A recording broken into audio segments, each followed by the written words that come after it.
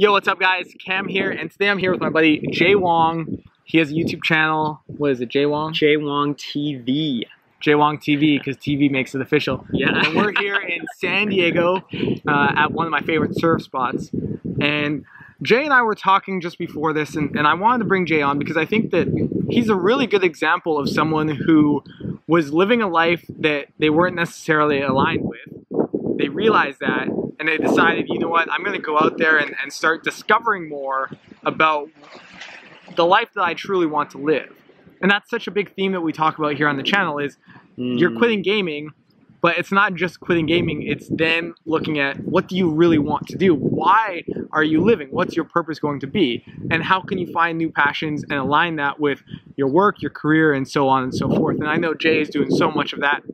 Travels a lot, he has his own podcast, he speaks, and I just know that, you know, for him, he's living a life that's aligned. So I wanted to bring him on and just kind of ask him a few questions that can help you guys. So I guess, Jay, just quickly, just kind of introduce yourself, and then I'll ask you a question. Okay, cool. So hey guys, absolute honor to be here with Cam.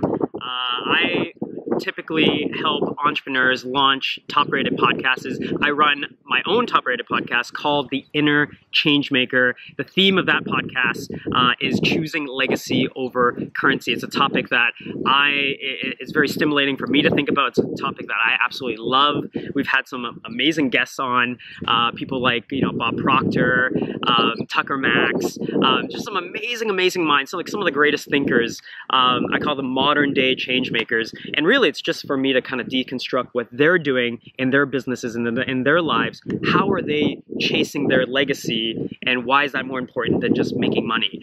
Because it all goes back to the way that you want to live your life, the lifestyle, right? So I'm totally stoked to be here, and yeah, man, just wanna chat. So take us back to the time before you kind of went off and started to try to discover more about what you truly wanted to do. Tell us a bit about, I know you were working a job after you went to business school, right? Yeah. And you were working a job, and at that point, how were you feeling about your life, and where was that moment of clarity where you realized you had to kind of go a different way?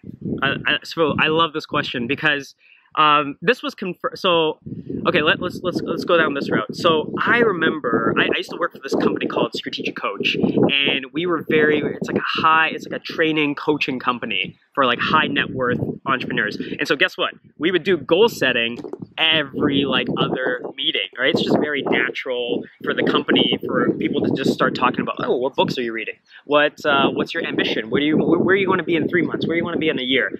And I found myself, I don't know if you guys ever found yourself, but I found myself giving some very robotic answers. Not because I sounded like a robot, but because I started saying certain things, like I didn't even need to think about it. Like just kind of like when you learn how to drive, you're not thinking, I forget what it's called, it's like the unconscious confidence. Conscious. So I'd tell people, I'd be like, oh yeah, one day I'm gonna like speak around the world. They're like, oh, about what? Like, oh, I don't even know yet, but it's gonna be about impact and a positive message. I'm gonna be a millionaire. I'm gonna be a millionaire. I'm gonna be my own entrepreneur. You know, I'm gonna, you know, have a book. I'm gonna learn a third language. I'm gonna travel the world, right? And people say this all the time, and I found myself saying this to someone, and it hit me one day that I wasn't even thinking about it. And the fact that they would say, oh, good job, like, because your goals are sometimes so big, some people, they're like, oh my God, that is so great. And that dopamine is enough for you not to do anything with it. Yeah. And I did that for so long, what seems like forever. And, you know, I think when you think about changing habits, or when you think about any of this stuff, it's always about you hitting a point where you say enough is enough. Right? And so this is literally what I did, nothing scientific or anything like that. I literally got a sheet of paper out, wrote down all these things that I kept saying, and I said, can I start attacking this list? If my life was to end tomorrow, not to make it all grim and whatever, but can I start living my own life, right? And so I had Jerick Robbins on my show, Tony's son, and he had this amazing thing. He wrote this book called Live It, right? And he has this idea called your Live It list. And I was like, oh, I didn't know what this was called. But that's essentially it. Your Live It list, right? And you build these, and you write these ambitious, high kind of level goals, but now you're actually getting into the realm of making that actually a reality. Right, and I think we all have that, right? We all have that list of things that we want to do at some point in our life, but we just never come to that point where we actually start, like you said, attacking it. Mm-hmm. And instead, it's all this stuff that remains on the list, even though we know that we want to do it, Mm-hmm. right? And so it's such a different mentality when you start to attack it. So let me ask you this: how did you deal with the potential for failure when you started to go after some of those things? Just a small question. Yeah, like it's so so when I first started as a speaker, like I didn't even know what I was talking about, but all I had was my story of leaving my job and going to Asia and vagabonding in Asia, and that was my story, and my whole thing was about overcoming fear. And for the longest time, I really believed it was like we all have these limiting beliefs, we all have these fears, fear of failure, fear of success, fear of whatever it is, right? And we have to overcome them. And for us to get to the next level, it's about overcoming the fears, right? Getting rid of the fears. And what I've discovered through interviewing, like hundreds of interviews and just on my journey, is that it's actually not about overcoming the fears. It's what I think Seth Godin said it best. It's about dancing with the fears, right? So it's about embracing, leaning in to the fears, right? And so the failure, like the fear of failure, like it's always going to be there. People that don't believe in your dreams, that's always going to happen, right? Because if you really think about it, the dreams were given to you. The vision of what you were supposed to do, your message, whatever it is that your artistry was given to you. I hope it doesn't sound like too like out of left field, but like, I think it's true. You know what I mean? Like, so it's not their it's not your parents' responsibility. It's not your boyfriend, girlfriend's responsibility. It's not your friend's responsibility. It's no one's responsibility to see what you see and to bring it into life. You know what I mean? So I think I don't overcome like the fear of failure. I don't overcome fear. You just learn how to deal with it better, and you learn how to like actually thrive under it rather than let it cripple you. Yeah, and the reason I asked that question is because I know so often one of the reasons why we don't step out to pursue the things that we know we want to do is from that fear of failure. And I guess I just wanted to make the point that like it doesn't fucking matter. whether you succeed or not, like it literally doesn't fucking matter, because at the end of the day, the same result's going to happen in your life, which is you are going to die. And so at the end of your life, it's not going to fucking matter. So you might as well just live your life fully right now in this moment and every moment past, because at the end, the same result's going to be there, but the process of your life and the journey of your life, that is what you're going to, at the end of the day, be left with. So you might as well kind of live it fully now. Yeah. One last thing. I was just at this conference in San Diego, Thrive, and some good friends of yours, Alexi and Preston, they were on stage, and one of their points was like, you got to be you type thing. And I forget which one said it, but they said essentially it's like, we only get one shot at this thing called life, right? We only get one shot at this. So if it's going to end being you, right? Let it, like, if you're gonna fail being you, trying to get to the most authentic version of yourself and you getting to the best version of it. And I just love it, the way that they said it. I probably butchered it, but you know, I love that because if you think about it, it's so true. You know, it's so natural to be us, right? And we're all on the same journey of just getting to the most truthful version of ourselves. So I know that you started traveling, you started speaking, and eventually you launched a podcast. Yeah.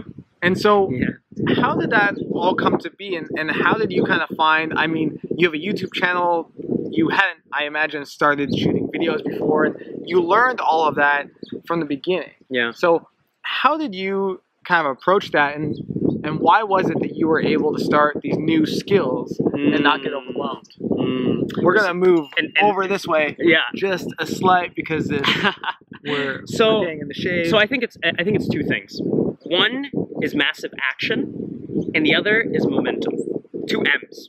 That was unintentional. M squared. M squared, right? So massive action. I think when we start So everyone has the same fears. Everyone has the same, like before people start podcasting, they typically ask a lot of things. What about if my mic doesn't work? What if I sound unintelligent? What if I didn't do enough research? What if the other person doesn't like me? What if the audience doesn't like me? What if they're not resonating with what you're saying? And you have all these questions, right?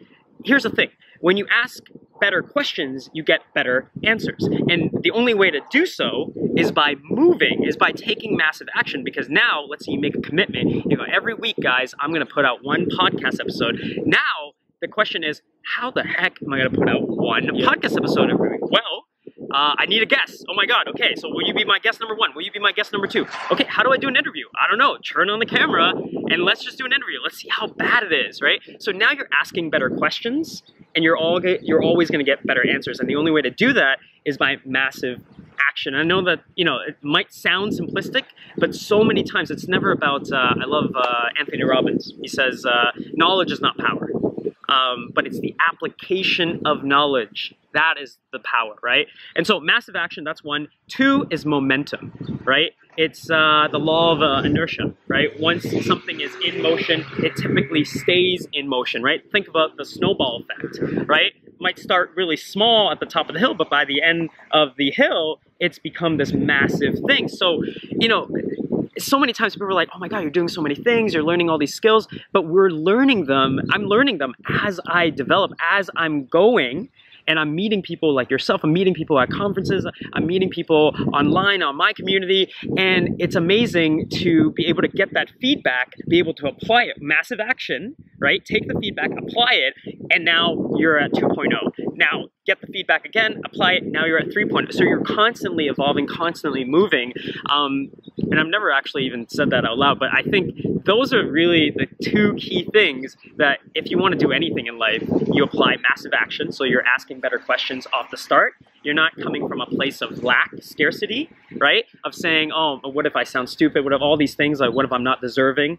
All that comes from a place of lack. So taking massive action, you're putting yourself in a better state of mind, asking greater questions. Now it's a question of momentum. How fast can you move? Now this thing touches this thing, touches this thing, touches this thing. It just seems like you have all this figured out, but really you're just moving faster than a lot of normal people. Right. And, just before this, we were at the beach and Jay asked me, how I started to learn how to surf. And I said, I just went out there. I got a board, I got a wetsuit, and I just went out to the water and was like, how can I try to not fall on my face? And I fell on my face a lot, but over the course of a couple weeks, a couple months, I learned a couple things and I improved.